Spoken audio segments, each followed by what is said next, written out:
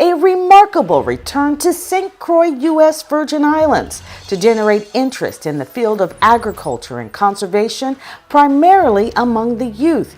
A partnership between the USDA Natural Resources Conservation Service and James AMPS of AMPS International is designed to not only introduce high school and college students to this now high-tech industry, but teach them how to build a business. Chief Terry Cosby of the USDA Natural Resources Conservation Service and his counterpart Vivian Dixon is behind approving tens of thousands of dollars for this impactful initiative. Our world is focused on the building of relationships. Do you think it's all about what you know? Do you think it's all about your education? Somebody says, well, I got a college degree. Well, good for you. What are you doing with it? I talk to a lot of folks who have college degrees who are unemployed. Why? Because they never knew what they wanted to do. You have a chance now, under what we call entrepreneurship and being more creative, to really think about what it is that you want to do. I can just tell the energy in the room is really incredible. Looking out to the participants, the children, I see excitement. For me, also giving the children an opportunity to know the local resources that are available. The idea is for participants to hear from the owners in agriculture themselves and build a business around solving a problem. We are back in St. Croix for the second time. We were here last year and we decided to come back because the NRCS, National Resources Conservation Service, allowed us to do a second trip in St. Croix and then one in Puerto Rico. This initiative is more important than the first one because we have some of the folks who graduated from the first retreat who are now in this retreat as senior participants and helping to move those groups along so that they can build their businesses. Mr. Chichester is a fruit collector, and so he's gotten fruits on this property from all over the world. There are so many fruits worldwide that can be grown here for fruit, for juice, for cooking, for export, a number of things. And these guys are going to be exposed to a number of stuff they've never heard about. What have you learned about just in the few minutes that we've been here on this orchard? They have many different types of fruits with seeds on the outside that you could actually use, like mountain apples and what was the next one? Pineapples. Pineapple is one of them fruits. And I was like, what? I thought like strawberry or berries would be the type of answer, but no, he said different types. And I'm only seeing, since I only live on St. Croix, never got anyplace else, I've only seen these types. So really and truly hearing about different types of fruits are very, very cool. The primary challenge for us here, as I said again, is there.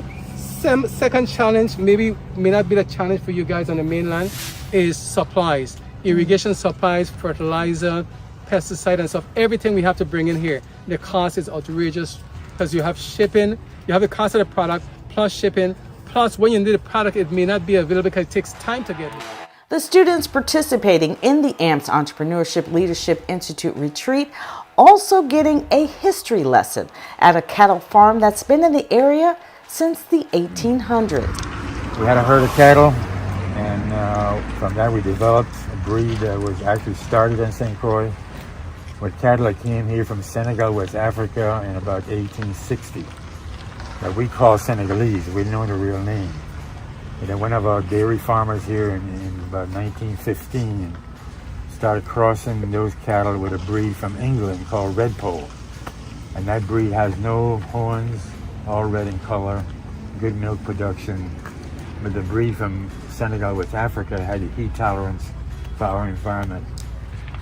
And now our breed is popular in over 20 countries, from Vietnam to Australia to South Africa to Brazil, Venezuela, Colombia, Panama, Guatemala, all started here in St. Croix.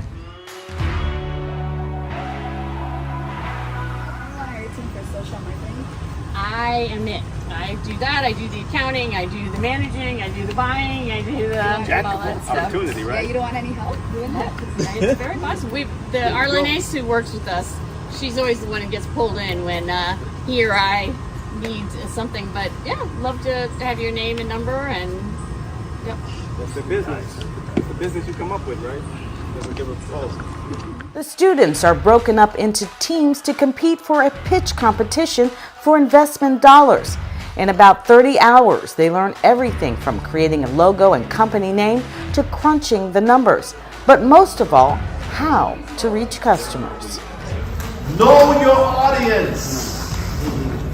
Who are you talking to? Now all of you say, ta-da! All of you, ta-da! Ta-da! That's T-A-D-A, target audience design approach. Always know who you're talking to. When I get to Atlanta, I already know who I'm talking to. I'm not even there.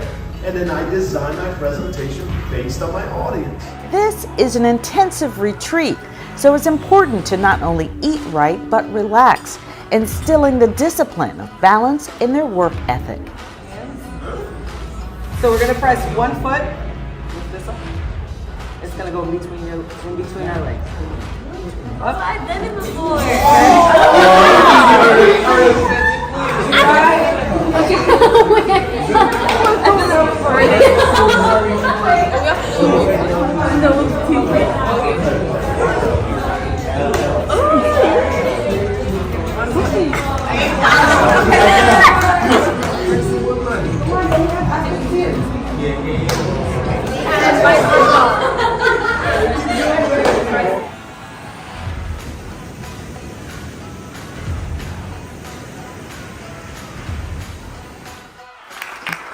The climax of the AMPS Entrepreneurship Leadership Institute retreat is the pitch competition, which is judged by locals vested in the industry.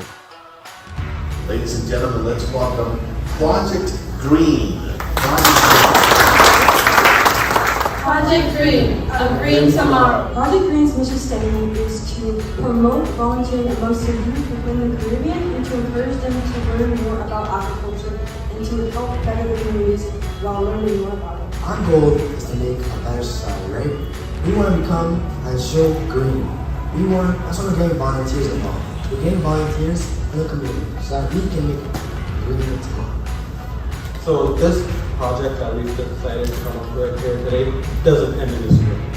So by the end of the year, we hope to build our first garden in one of the project home communities and to start to get a relationship with our other community. Have you decided which community you will start with your garden?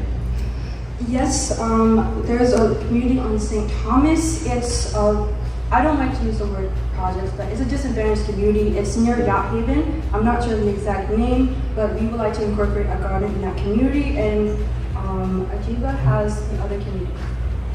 The other community is here in St. Croix and is the one that I live in. Once we start this organization, it can really help the kids in that environment, because growing up, looking at my peers and observing the way that they act, they are less motivated because there aren't enough organizations and they're like thrown in their face for them to know like you're more than just a child in a project, you're more than just a child in a low income environment. There's something out there for you and you can be more than your environment.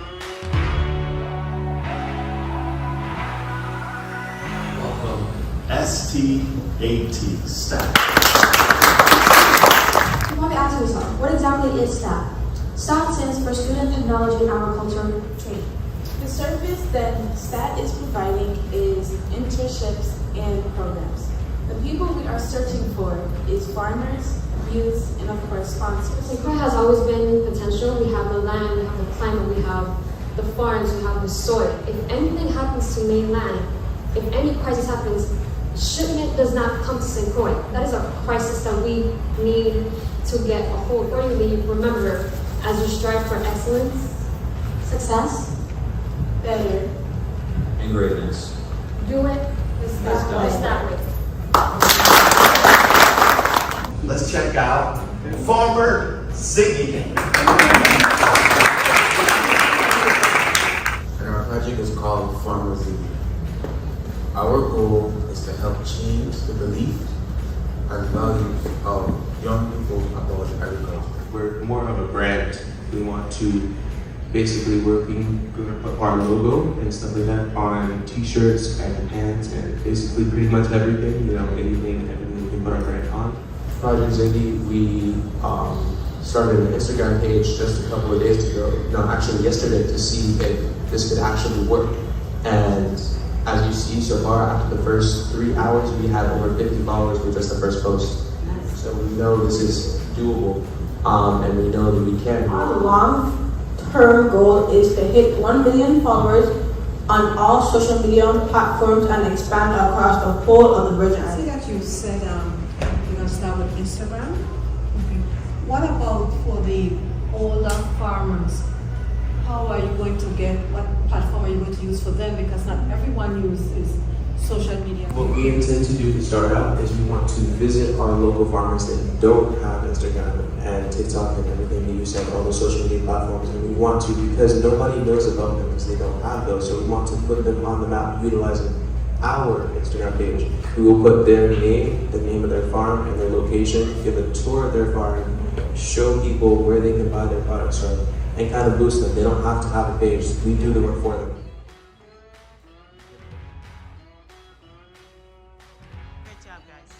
I am Sabana John Baptiste, and I am the Chief Executive Officer. Good afternoon, everyone. My name is Desania Stevens, and I am the Chief Operations Officer. Good afternoon, everyone. I am Diane James, and I am the Chief Marketing Officer of Green Outlet. Good afternoon, everyone. I'm Amari Bartley, and I'm the Chief Financial Officer of the Green Outlet. Green Outlet was created to engage our young generation in the pursuit of food, sovereignty, and security. As per the Food and Agriculture Organization of the United Nations, 97 of our food on the Virgin Islands is imported. This leaves us at a significant risk if anything were to happen within the global food supply chain. This is our website that is currently activated. So the first thing that you're going to see when you open our website is, of course, the name, our slogan, where we produce the produce. We have 3 separate things that we're focusing on most in our organization, which is fertilizer, organic produce, and community involvement. The yearly income statement with a total revenue of $80,000, gross profit of $56,000, and net surplus of $54,000. The imports, though, they're not getting anything. They are our direct competitors because they will not be profiting off of us because we are going to have everything that we need right here on this island. We will grow it organically. I'm interested in your poop. I just wanted to know what the plan was for harvesting, processing, and distributing the manure. So our goal is to have scientists, and the scientists will collect, harvest, and test that poop and make it into a healthy organic fertilizer for our plants.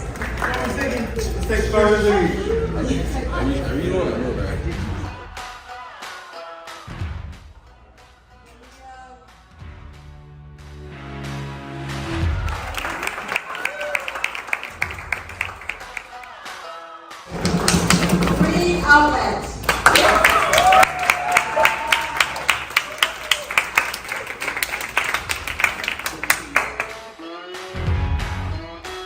I just want to say I am so proud of all of you. I was so nervous because I didn't know who was going to get first, second, third, fourth, but I just love seeing you guys create and work hard together and create bonds and friendships, seeing you guys work late at night. Even though it was stressful because I've been through it, I know you guys did really well and I'm very proud of you all. And I hope and pray that you guys continue with these businesses because I think these will really help our community. People run the world by relationships, not just about what you know. So I don't care how many degrees you have. We talked about it. Doesn't matter how many degrees you have. Who do you know and who knows you? That's key. Degrees are good, all right? You check mark that. I got that. They can't take it away from you. But then where do you want to go? Just to work for somebody, just to pay your bills? Or do you want to do what you actually love to do? And that's the key. So my motto's always been, if you want something you've never had, you've got to do something that you've never done. I would drop the mic, but we'd have to pay for it. Y'all give yourselves a hand.